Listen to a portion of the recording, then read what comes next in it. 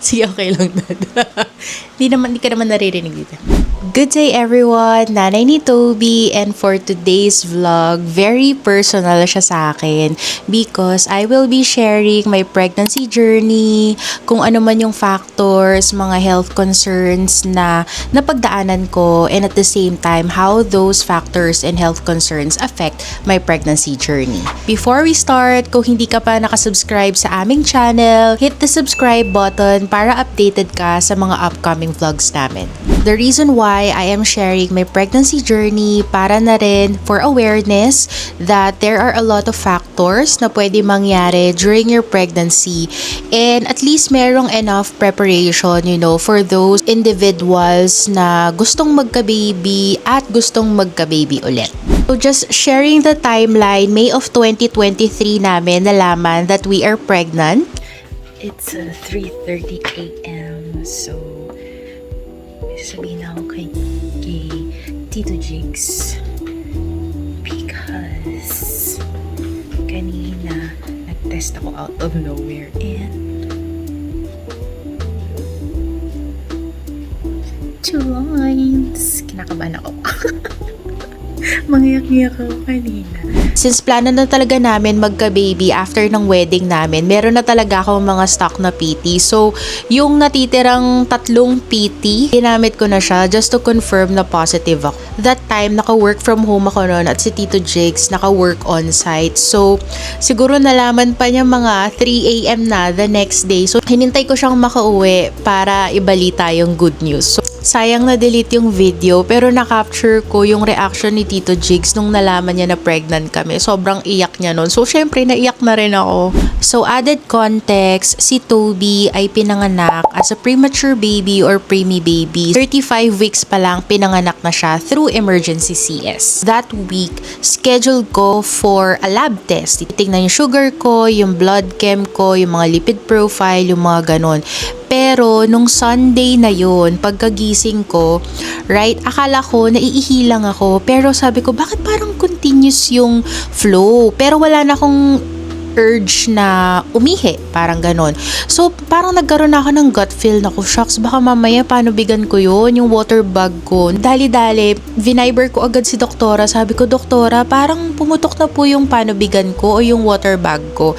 So, sinabi niya na, sige, punta ka na sa ER. So, right after then, dire-diretso na kami. Punta na kami sa ER. Tapos, ang dami na nangyayari that day. Buti na lang, 1 week from that situation, kapag-empake na ako ng hospital bag namin. So, kumpleto na yung gamit niya sa hospital bag.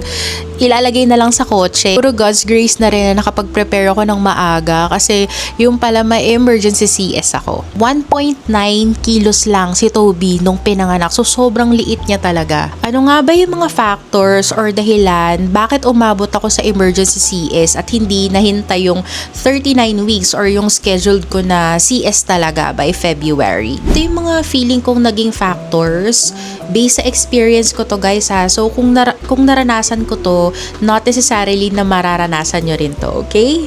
First, nung nalaman namin na pregnant ako, I'm already at, I think, 37 years old. So, technically, if you can imagine, yung age ko talaga, nasa high-risk group na siya when it comes to giving birth. Kaya si doktora, nag-decide na rin na, ikaw, emergency CS ka because of your age. Next factor would be my overall health. So, technically, I am considered obese, overweight ako. So, imagine, late 30s na ako, tapos overweight pa ako. So, nandun na talaga ako sa higher risk na category when it comes to pregnancy. Third one, buti na lang before ako nabuntis, pumupunta na talaga ako kay doktora kasi nagpapacheck ako for my PCOS. So, nung nalaman niya nabuntis ako, sabi niya, ay, ano nga pala, no, may PCOS ka nga pala, so papacheck natin sa endo yung thyroid mo. Nirefer niya ako sa endocrinologist, and then, yun, nag-take ako ng mga lab tests, and it turned out na while normal yung results ko nung pina-check yung sa thyroid, but since pregnant ako, it is considered na hypothyroidism. Nandun ako sa borderline ng hypothyroidism. So, ang pagkaka-explain sa akin ng endocrinologist is that kailangan medyo bumaba yung results ko. Kasi baliktad kapag mataas, ibig sabihin hypothyroidism siya. Pero pag mababa, ibig sabihin hyperthyroidism. So, yun yung pagkakaalala ko, guys. Sabi, kailangan at least nandun siya sa gitna or mas mababa. Kasi nga, ang hypothyroidism, kung hindi siya na-monitor, it could affect yung brain development ni baby. That time, binigyan na rin ako ng maintenance na meds ni doktora. Parang everyday kailangan kong i-take yun. As in everyday, kailangan ko i-take first thing in the morning. Every month or every month, for the first 3 months, nagpapacheck kami. Tapos okay naman, pababa ng pababa yung results ko, which is good indication. And nung medyo nag-normalize na siya na okay, acceptable result na to while you being pregnant. So parang na lang, yung check-up ko sa kanya every other month. Imagine, buti na lang naalala ni doktor na may PCOS ako. Kasi kung hindi, baka hindi rin mapacheck yung hypothyroidism ko. So maganda na rin na meron talaga kayong constant na OB. Even if you're not pregnant, even if you're just monitoring. While pregnant ako kay Toby, na-address naman yung hypothyroidism na na-detect sa akin. The other factor na naisip ko, na feeling ko talagang isa sa mga nag-trigger kung bakit ang aga kong manganak, because during pregnancy, nakaranas ako ng toothache. Sobrang sakit na toothache. While you are pregnant, bawal ka uminom ng kung anong gamot. Kailangan magpaalam ka muna sa OB. Lalo na yung mga pain reliever, sobrang bawal yan, and antibiotics during pregnancy because it could really affect yung baby. Tinitake ko lang noon is Biogesic, pero kasi hindi kayang, siguro na lang siya, na lelesen yung pain, but nandun pa rin siya. So, sakto nun, holiday pa. So, imagine niyo ang daming occasion, ang daming kainan, ang daming gatherings. So, imagine niyo yung struggle ko sa pagkain. Dapat malalambot lang. At dapat sa isang side lang kasi ang sakit talaga ng ngipin ko that time. So, nung ika-35 weeks ni Toby, doon ko talaga din naramdaman na sobrang sakit ng ipin ko. Siguro, 3 consecutive days nagbabiogesic ako just to, lessen the pain na nararamdaman ko sa ngipin ko. Alala ko, meron kaming isa pang huling-huling gathering nung January, reunion namin ng family namin. So, that time, nagbabiogesic ako and all. And then, the next day, yun na nga yun. Emergency CS na ako. Pinanganak ko na si Toby.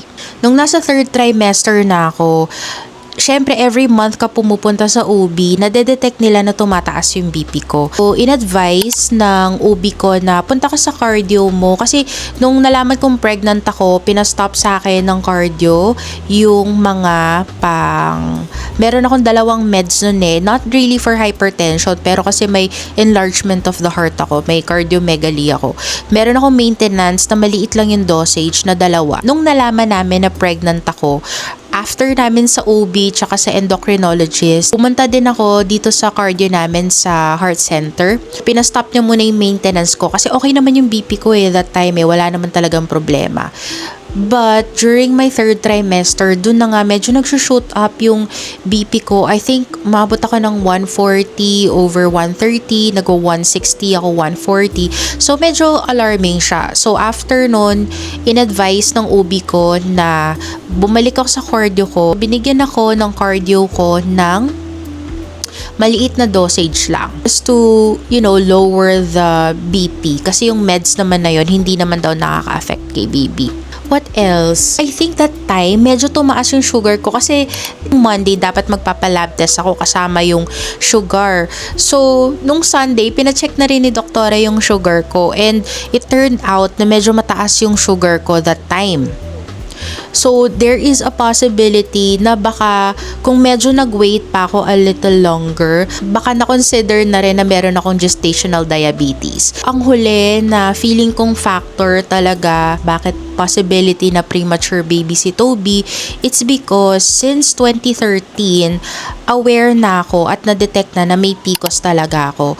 2013 pa lang, alam ko na irregular na yung menstrual cycle ko. To be honest, hindi ako consistent in terms of monitoring and managing my PCOS. meron akong era na sobrang physically active ako. So, medyo nag-lose talaga ako ng weight. As in, sobrang significant yung pag-lose ng weight ko. And doon ko nakita na medyo na ma-manage ko yung PCOS kasi during that time, every month nagkakaroon ako ng period. Hindi man saktong 28 days, pero at least in a month, hindi ako nagmimintis na magkaroon ng period. Siyempre, in terms of managing weight, sobrang hirap talaga dahil kailangan mo talaga ng discipline and enough mindset na hindi ka na dapat lalaki, hindi ka na dapat mag-weight gain, gano'n. Unfortunately, napabayaan ko yung weight ko, bumalik na naman ako, nagkaroon na naman ako ng weight gain at hindi ko na naman siya na-manage. Which resulted to, nag-start na naman yung delay ko sa aking period monthly. And right after namin ikasal, even though we are trying,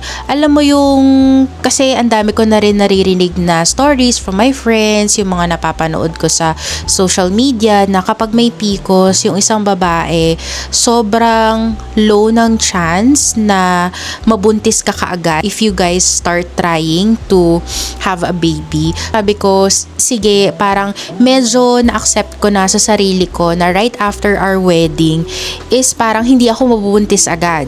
Kasi nga, because of that, alam kong may PCOS ako for how many years now. And yung mga naririnig ko ng stories, ang tagal, like 2-3 years, even umaabot ng more than 5 years bago sila magka-baby. So, alam mo yun, nandun na ako sa, okay, I will accept it. Pero sobrang hopeful ko pa rin na, Lord, please, bigay nyo na sa amin. Gusto na talaga namin magka-baby. After how many months of trying, sobrang thank you, Lord. Parang binless agad kami. Tapos yun, dun nga namin nalaman na positive ako nung May 2023. Sobrang saya talaga namin. Sabi ko, thank you, Lord. Alam ko may PCOS ako, pero binigay mo pa rin sa akin yung gusto talaga namin mangyari after wedding. Isa talaga siya sa mga naging blessing namin nung 2023. Pag binalikan niyo yung mga sinabi ko, parang ang daming nangyari. Ang daming naging factors. Kaya sabi ko, parang I want to make a video. I want to share my pregnancy journey. Sana isa sa mga tumatak sa inyo in this video, apart from awareness, is really to have enough preparation. Kasi kung alam nyo sa sarili nyo na gusto nyo na talagang maging pregnant, make an extra effort para at least by the time na nandyan na yung situation, nag-positive ka na, pregnant ka na, alam mo na yung, kumbaga, well-prepared ka na. Yung mindset mo parang, okay, during this pregnancy, ito yung possible na mangyayari sa akin. Kung mangyari man to, alam ko na kung anong gagawin. Lang talaga ma-imagine, guys, na yun yung pinagdaanan ko. And right now, Toby is 19 months na, magto 2 years old na siya. Sobrang bilis talaga ng panahon. Sobrang grabe. Tumatakbo na siya. Ang hirap na niyang habulin.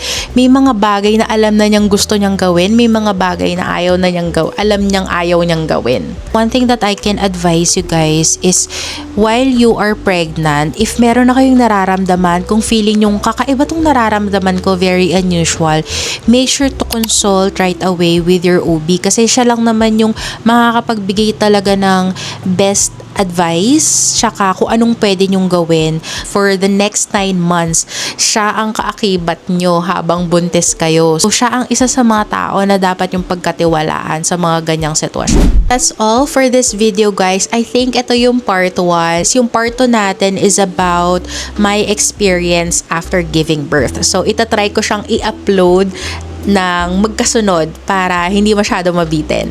I hope na meron namang kayong natutunan sa video na to. Sa mga nanonood at halos pareho tayo ng sitwasyon, comment down below, share nyo naman kung ano yung experience nyo, baka makatulong sa ibang tao. That's all for today, guys. Thank you everyone and good day!